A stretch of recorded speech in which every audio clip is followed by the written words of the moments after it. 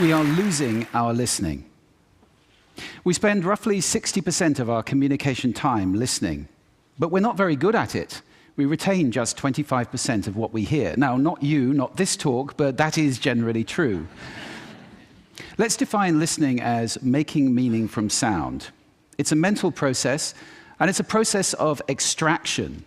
We use some pretty cool techniques to do this. One of them is pattern recognition. So in a cocktail party like this, if I say, David, Sarah, pay attention, some of you just sat up. We recognize patterns to distinguish noise from signal, and especially our name. Differencing is another technique we use. If I left this pink noise on for more than a couple of minutes, you would literally cease to hear it. We listen to differences, we discount sounds that remain the same. And then there is a whole range of filters. These filters take us from all sound down to what we pay attention to. Most people are entirely unconscious of these filters, but they actually create our reality in a way because they tell us what we're paying attention to right now. I'll give you one example of that. Intention is very important in sound, in listening. When I married my wife, I promised her that I would listen to her every day as if for the first time. Now that's something I fall short of on a daily basis. But it's a great intention to have in a relationship. But that's not all. Sound places us in space and in time. If you close your eyes right now in this room, you're aware of the size of the room from the reverberation and the bouncing of the sound off the surfaces. And you're aware of how many people are around you because of the micro noises you're receiving. And sound places us in time as well, because sound always has time embedded in it. In fact, I would suggest that our listening is the main way that we experience the flow of time from past to future. So, sonority is time and meaning, a great quote. I said at the beginning, we're losing our listening. Why did I say that? Well, there are a lot of reasons for this. First of all, we invented ways of recording. First, writing, then audio recording, and now video recording as well. The premium on accurate and careful listening has simply disappeared. Secondly, the world is now so noisy, with this cacophony going on visually and auditorily, it's just hard to listen. It's tiring to listen. Many people take refuge in headphones, but they turn big public spaces like this, shared soundscapes, into millions of tiny little personal sound bubbles. In this scenario, nobody's listening to anybody. We're becoming impatient. We don't want oratory anymore, we want sound bites. And the art of conversation is being replaced, dangerously, I think, by personal broadcasting. I don't know how much listening there is in this conversation, which is sadly very common, especially in the UK.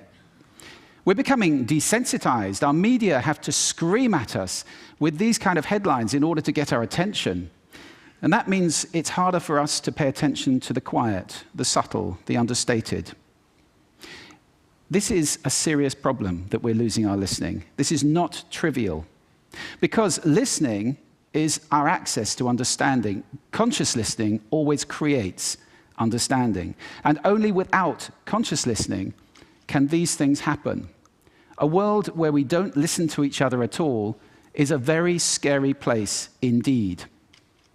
So I'd like to share with you 5 simple exercises, tools you can take away with you to improve your own conscious listening. Would you like that? Good. The first one is silence. Just 3 minutes a day of silence is a wonderful exercise to reset your ears and to recalibrate so that you can hear the quiet again. If you can't get absolute silence, go for quiet. That's absolutely fine. Second, I call this the mixer. So even if you're in a noisy environment like this, and we all spend a lot of time in places like this, listen in the coffee bar to how many channels of sound can I hear? How many individual channels in that mix am I listening to? You can do it in a beautiful place as well, like a lake. How many birds am I hearing? Where are they? Where are those ripples? It's a great exercise for improving the quality of your listening. Third, this exercise I call savoring, and this is a beautiful exercise. It's about enjoying mundane sounds. This, for example, is my tumble dryer. It's a waltz. 1, 2, 3, 1, 2, 3, 1, 2, 3. I love it. Or just try this one on for size.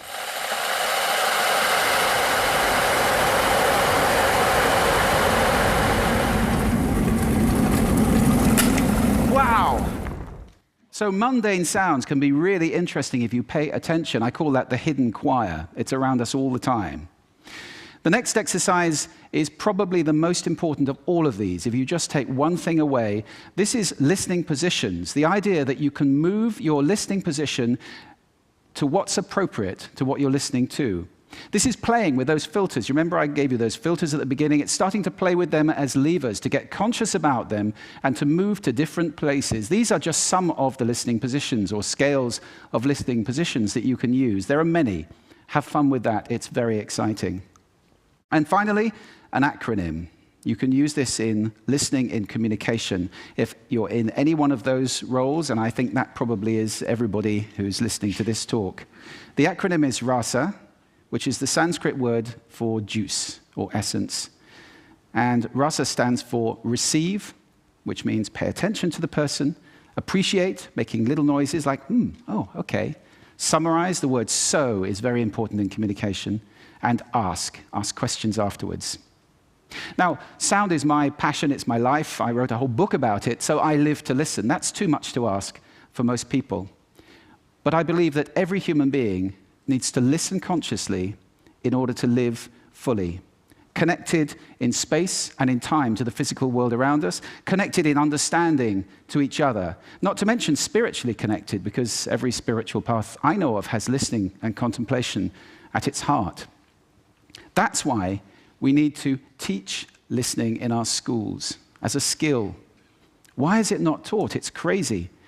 And if we can teach listening in our schools, we can take our listening off that slippery slope to that dangerous, scary world that I talked about and move it to a place where everybody is consciously listening all the time, or at least capable of doing it.